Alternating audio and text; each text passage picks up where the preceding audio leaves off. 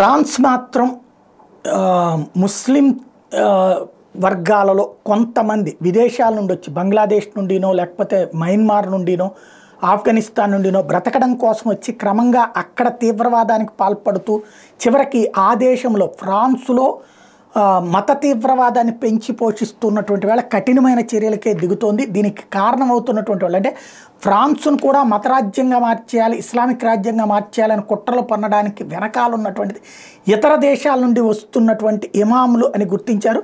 ఇప్పుడు వాళ్ళ మీద నిషేధం విధించింది France bans entry of imams from foreign countries to combat radicalism. Foreign imams already in the country will either be sent back or take on new lower level positions at local mosques.